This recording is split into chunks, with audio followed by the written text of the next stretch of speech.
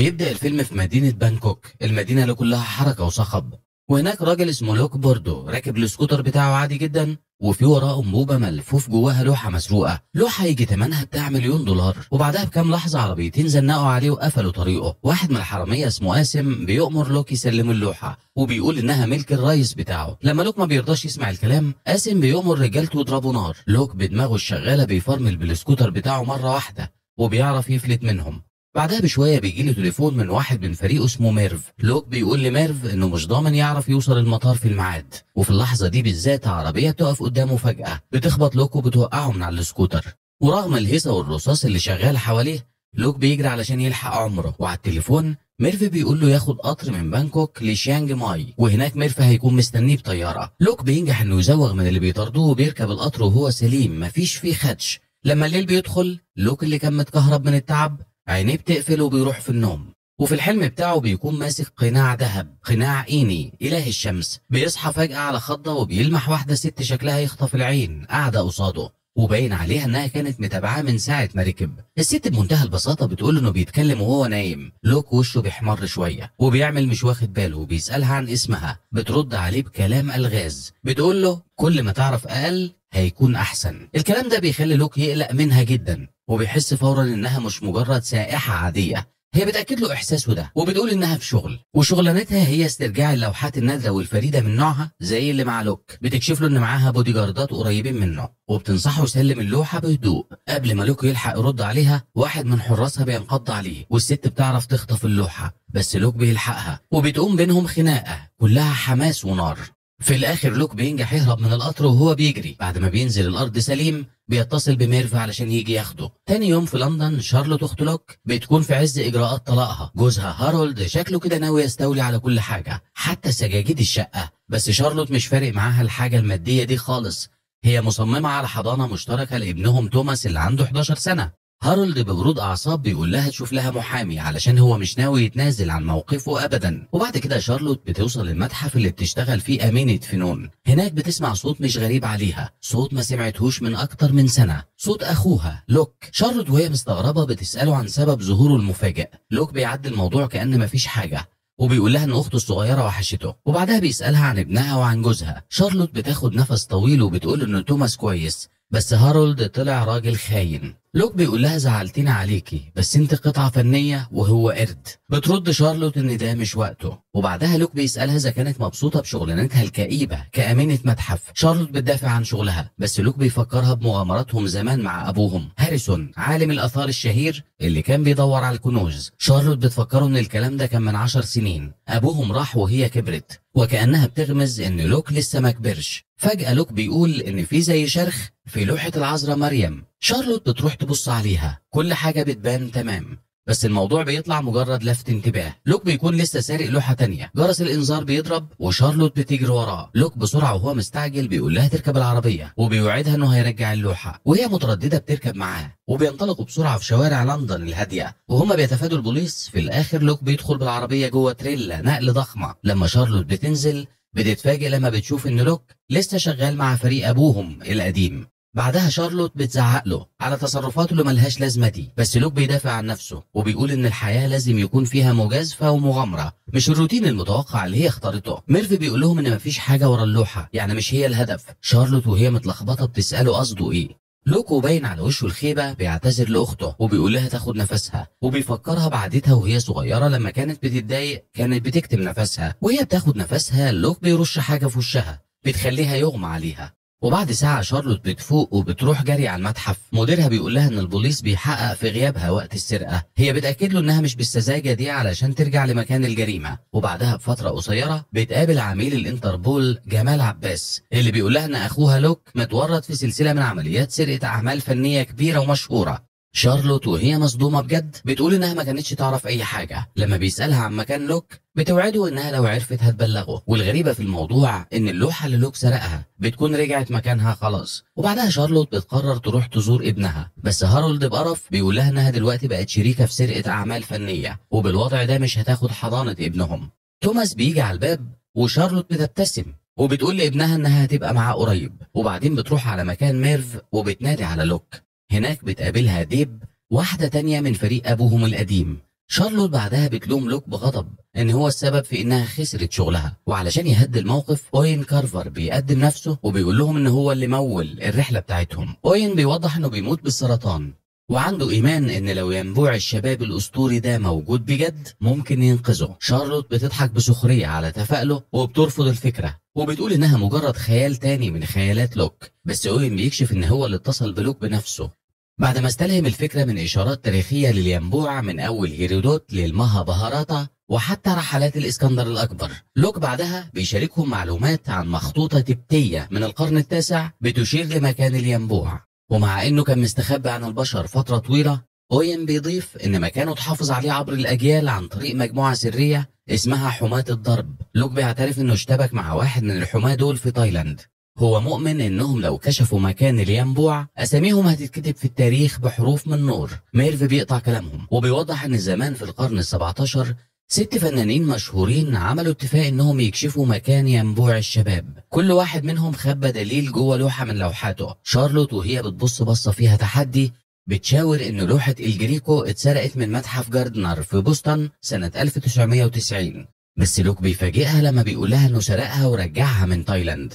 ديب بتضيف ان كل لوحه من اللوحات دي عليها زهر او نرد مش متشاف على ظهرها وعليه عباره لاتينيه معناها 6 و1. كل لوحه كمان فيها حرف واحد بس متعلم عليه ما عدا لوحه رامبراندت اللي باين ان ما فيهاش اي علامات. شارلوت بسرعه بتلقط السبب الحقيقي اللي خلى اخوها يدور عليها، هو كان محتاج خبرتها علشان يحل اللغز. لوك ما بينكرش ده. شارلوت بعدها بتوضح ان رامبراندت كان معروف انه بيعمل نسخ طبق الاصل من شغله والنسخه اللي في المتحف غالبا مضروبه. بترجع تاني تلوم لوك انه بيعرض معركتها على الحضانه مع جوزها للخطر. اوين بيتدخل وبيطمنها انه هيخلص الموقف القانوني. شارلوت بالعافيه بتقول لهم يدوروا على واحد اسمه ألفريد جوين، ده راجل غاوي تجميع لوحات رامبراندت. بعد كده لوك بيروح المكتبه علشان يدور ويبحث، بس فجاه بيلاقي الست الغامضه دي في وشه تاني. بتقدم نفسها وبتقول ان اسمها إزمي. بهدوء بتحذره يبطل يدور على ينبوع وبتقول ان في ناس هتتأذي. لوك عادته بيحب يهزر وبيطلب منها بوسه بدل التحذير ده كله، وبعدها بلحظه بيهزر وبيقول انه اتاثر جدا انها خايفه على سلامته. إزمي بتصحح كلامه ببرود، هما مش فارق معاهم امره هو شخصيا، وبعد ما بتهدده بتمشي وبتسيبه. وتاني يوم شارلوت بتتفرج على ابنها توماس وهو بيعزف بيانو. لوك بينضم ليها وبيشكر في موهبة توماس، بيقول لها انهم لقوا مكان لوحة رامبراندت الحقيقية بفضل المعلومة اللي هي قالتها. شارلوت بتتهمه انه بيضحك على اوين، بس لوك بيدافع عن نفسه وبيقول ان اوين اصلا كان بيدور على ابوهم، بس بما انه ما بقاش موجود اوين اتصل بلوك بداله. وبعدها بيعزم شارلوت تنضم للرحلة، ولما التمرين بيخلص توماس بيجري على خاله لوك وبيرحب بيه بحماس، نفسه يسمع عن اخر مغامراته. لوك بيقول له انه شغال على حاجه كبيره جدا وبيقول له انه عزم مامته شارلوت هي كمان.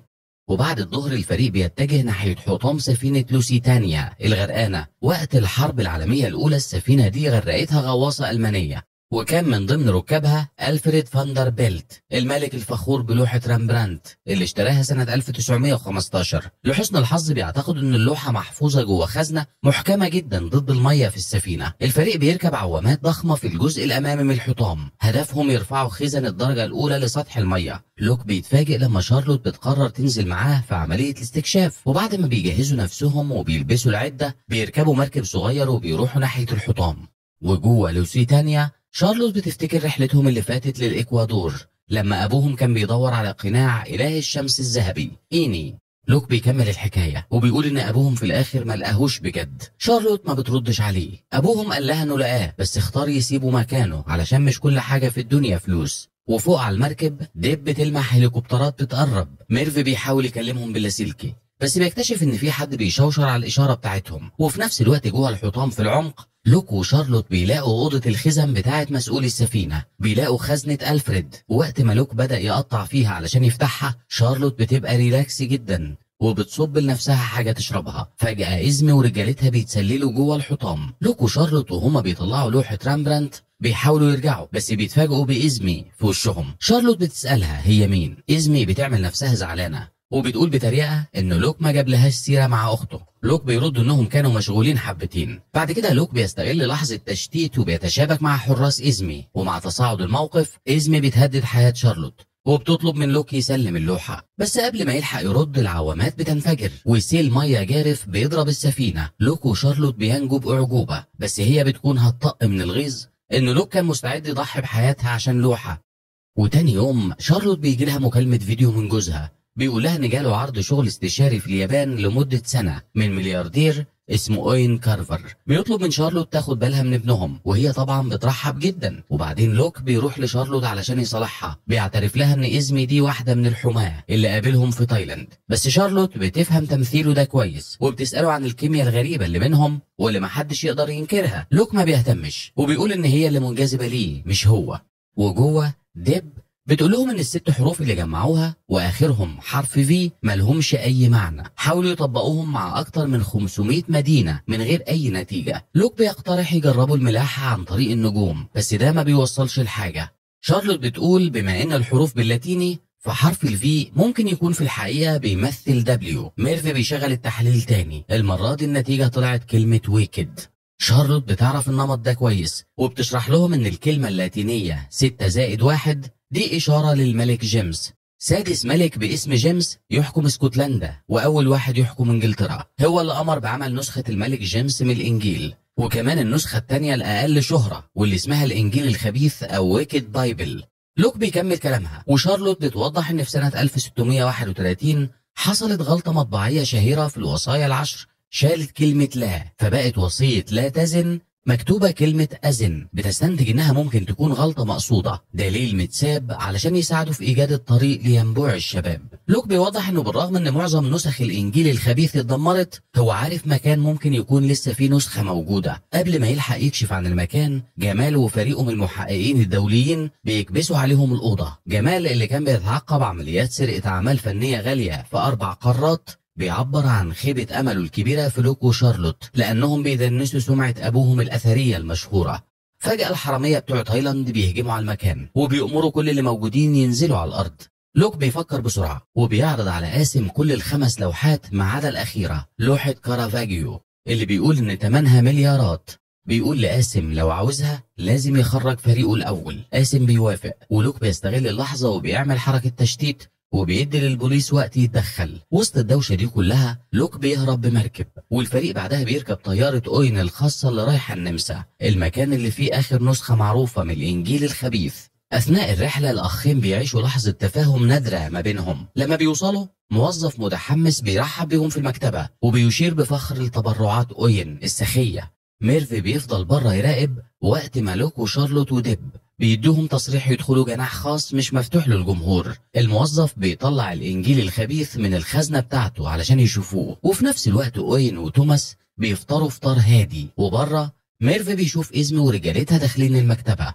ميرفي عن طريق سماعة الأذن بيحذر لوك وشارلوت إن الست رجعت تاني ومعاها جيش من أصحابها. لوك بيطلع بره يدور عليها، بيقول فين الشريرة دي، بس بيلاقي إزمي واقفة وراه. كلام مشدود بينهم بيتحول لخناقة، ولوك في الآخر بينجح إنه يعلقها متشقلبة راسها تحت ورجليها فوق. ميرفي بينبه لوك إن باقي المخارج دلوقتي متراقبة وبيقول له نفذ الخطة باء. ديب بترش الموظف واللي بيغمى عليه بعدها بشوية، وشارلوت بتتخض بس لوك بيطمنها هو عمل كده قبل كده. وديب بتفجر عبوة صغيرة بتعمل طريق للمجاري علشان يهربوا.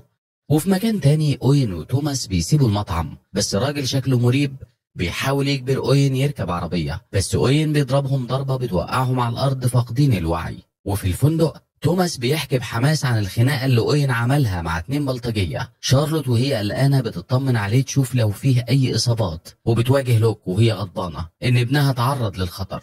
وفي نفس الوقت جمال بيوصل لمكان الجريمة وبيأمر فريقه يحطوا أجهزة تتبع على كل عربيات اوين. وفي الفندق ميرفي بيكتشف حاجة مهمة جدا، لقى تسلسل متكرر من 1029 رقم في الأطراف المذهبة لصفحات الإنجيل، مكون بس من الأرقام من 1 ل7. بس الفريق محتار، شكلها مش حاجة رياضية. بعد كده شارلوت بتجهز نفسها علشان تمشي، بس لوك بيوقفها، بيقولها ان توماس في امان دلوقتي وبيفكرها باللي ابوهم كان دايما بيقوله ان المكافأة في الرحلة نفسها مش في الجايزة. ومع ذلك هي بتقرر تمشي. وبره توماس فجأة بيقول لمامته احنا باصين للموضوع غلط، دي مش رياضيات. بيرجعوا وشارلوت بتطلب من توماس يشرح لها اللي قاله. توماس بيكشف ان الارقام دي بتمثل نوتات موسيقية. ميرفي بيراجعها مع تسجيلات قديمة وبيكتشف ان التسلسل ده من أغنية قديمة اسمها مية في الصحراء، وهي تحية لعجائب الدنيا السبعة القديمة. ميرف بيحط دليل اللوحات على خريطة العالم، وكل واحدة بتتماشى مع واحدة من العجائب. الأخيرة والوحيدة اللي ناقصة هي أهرامات الجيزة. وبعد كده على طول الفريق بيسافر مصر، وفي السكة لوك بيحلم بكابوس، بيشوف نفسه بياخد القناع الذهبي وحد جنبه ممكن يكون أبوه بس بيتحول لرماد، وبيصحى مفزوع. في نفس الوقت شارلوت قاعدة قصاد لوك وبتشكك في ثروة أوين، وبتتهمه انه بيستخدم الاستيلاء بالقوة علشان يجمع فلوسه. هي شاكة انه مجرد محتال بيبيع الهوا في ازايز، بس لوك بيدافع عن اوين وبيقول انه كل اللي هو عاوزه انه يعيش. وفي مكان ما في الفاتيكان إزمي بتعترف بالهزيمة لرئيسها اللي اسمه الكبير، وبتقول ان واحد اسمه لوك اخذ الانجيل وقرب يحل اللغز. الكبير بيحذرها ان قوة الينبوع استخبت لآلاف السنين لانها اخطر من ان البشرية تتحملها. بيديها مفتاح وبيقول لها ده وقت انك تكوني ايد الحساب. وفي الهليكوبتر لوك بيدي الفريق موجز عن الموقف. الهرم الاكبر اللي اتبنى سنة 2600 قبل الميلاد كان فيه غرف سرية، لان الفراعنة كانوا بيستخدموها علشان يخبوا مخطوطاتهم ومعارفهم السرية. لكن مؤخرا العلماء استخدموا تقنية الميوغرافيا علشان يعملوا مسح ثلاثي الأبعاد للهرم. المسح ده باين ممر سري تحتيه. وبعد لحظة صمت شارلوت بتحذر لوك ما ياخدش أي حاجة من الهرم مش بتاعتهم، وكمان بتكشف أخيرا إنها لما سألت أبوهم ليه ما أخدش قناع إله الشمس الذهبي، هو رد ببساطة إن في حاجات ما تقدرش تشرحيها، لازم تعيشيها وبس. وبعد ساعة الفريق بينزل مصر. أوين بيسلم على بروفيسور بيشر خبير في الأهرامات. لوك بيأمر ديب وميرف يفضلوا يراقبوا بره. أول ما بيدخلوا الهرم أوين بيأمر رجالته يخرموا في الحيطة. بروفيسور بيشر بيتجنن من الغضب. أوين ولا همه، وبيقول إن معاه 1.5 سنة بس يعيشهم، وإن إذن السلطات هياخد وقت أطول من كده. بيأمر رجالته ياخدوا البروفيسور من المكان. وشارلوت بتدافع عن البروفيسور وبتقول إنها ممكن تلاقي طريقة أو مفتاح يفتحوا به الأوضة بدل ما يخرموا في الحيطة. بس الراجل أوين مش مقتنع، وبينها وبين نفسها شارلوت بتقول للوك عن قلقها، بس هو بيكبر دماغه برضه. وبعد التخريم الفريق بيكتشف ممر سري وأوضة فيها حجر أساس ضخم. لوك وشارلوت مش عارفين ازاي يحركوه للقاعدة بتاعته، وبره فريق جمال بيوصل وضرب النار بيبدأ. وفي نفس الوقت إزمي وفريقها المسلح بيوصلوا للموقع، وجوه أوين وهو متضايق بيأمر رجالته يكسروا حجر الأساس. لكن شارلوت بتحذرهم ما يعملوش كده، وبتعبر عن خوفها للوك ان تهور أوين اللي عمال بيزيد، ووجود الرشاشات دي علامات انه مش هيسمع كلام حد عاقل ابدا. خناقه كلاميه بتقوم ما بينهم، وتوماس بيبص على الحيطان القديمه وبيبدا يخبط بايقاع معين، لحن مؤثر من اغنيه ميه في الصحراء، الاغنيه اللي مستخبيه جوه صفحات الانجيل المذهبه. ايقاعه ماشي بالظبط مع النقوش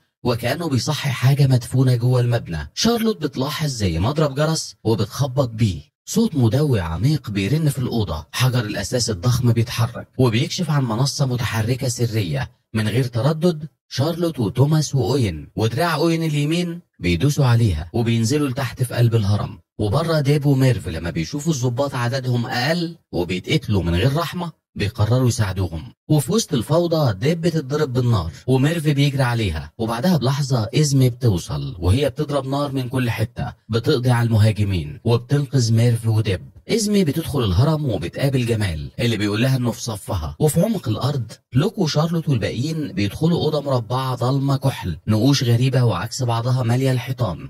مكتوب على الحيطة البركات لعنات والملائكة شياطين، ومبارك على اللي يشرب من غير ما يكون عطشان، بس العطشان بيخون نفسه. وفي نص الأوضة واقفة شجرة الحياة القديمة اللي بترجع للعصور البابلية.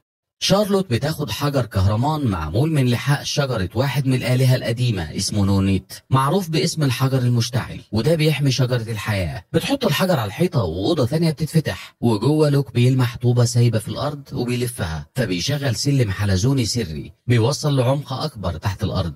بينزلوا لمكان شكله يخطف الأنفاس. الأرض فجأة بتتقسم 4 وبتكشف عن ينبوع الحياة بيلمع تحتيهم، بس المية كميتها قليلة. وفي نفس الوقت إزمي وجمال بيقضوا على الرجالة اللي جوه الهرم وبيتجهوا لعمق أكبر في الأوضة السرية اللي مستخبية تحت الهرم. وبعد كده بنرجع للفريق، وأوين بيقول للوك اشرب انت الأول علشان يختبر إذا كانت آمنة ولا لأ. بس لوك وهو مذهول بيفكروا إن الرحلة دي كانت علشانه هو، ومحدش بيتفاجئ. أوين بعدها بيكشف إنه ما كانش عيان أصلا، هو اللي دبر الرحلة كلها علشان ياخد قوة وسيطرة وثروة أكبر كمان. من غير سابق إنذار أوين بيضرب لوك بالرصاص في كتفه وبيأمره يشرب، لوك بيقرب من المية وهو خايف، بس فجأة منسوب المية بيعلى شوية بشوية. لما دمه بيلمس المية السحرية بدأت تحوطه، وهو لسه هيشرب بيشوف انعكاس أخته وتوماس شكلهم كبر في السن. بيدرك إن هو لو شرب هيبقى كأنه بيسرق شبابهم الفاني وبكده هيقتلهم، فبيختار إنه ما يشربش. أوين وهو مستغرب بيسأله ليه ما شربش. لوك بيبصله بس من غير ما يقول ولا كلمة. وبعدها أوين بيجرح دراعه وبيسيب دمه ينزل في حوض الينبوع. المية بتتفاعل وهو بيشرب. إزمي بتجري علشان تقفل الينبوع نهائيا بالمفتاح اللي اداهولها الكبير. بتفتكر كلامها معاه، ازاي امرها تستخدم المفتاح لو الشخص الغلط شرب من الينبوع. لو حد شرب المية هتاخد أرواح أحبابه، لكن لو الشخص ده ما يهموش غير نفسه هياخد قوة لا نهائية، قوة ممكن تؤدي لدمار البشرية لو وقعت في الإيد الغلط. للحظة سريعة أوين بيرجع شباب قوي كله حيوية، بس بعدها جسمه بدأ يتشنج، وشه بيتلوى وبيكبر في السن بسرعة رهيبة، وهو بيصرخ من الألم. الأرض بتتهز والينبوع بيبدأ ينهار، ومع انهيار المكان المجموعة بتهرب. شارلوت وتوماس ولوك بينجوا بالعافية، ودراع أوين اليمين بيتزحلق وبيقع يموت. لوك كمان كان هيقع، بس إزمي بتشده وبتنقذه في آخر لحظة. وبره جمال بيقرر ما يقبضش عليهم. بعد كده إزمي بتقول لوك إن في حاجات الأحسن إنها تفضل محدش يكتشفها، وبوداع هادي بتبوسه على خده. وفي الآخر شارلوت بتقرر تنضم لأخوها في رحلته للبحث عن الآثار المفقودة. ودي نهاية الفيلم، ونتقابل في تلخيصة جديدة، وشكرا للمشاهدة.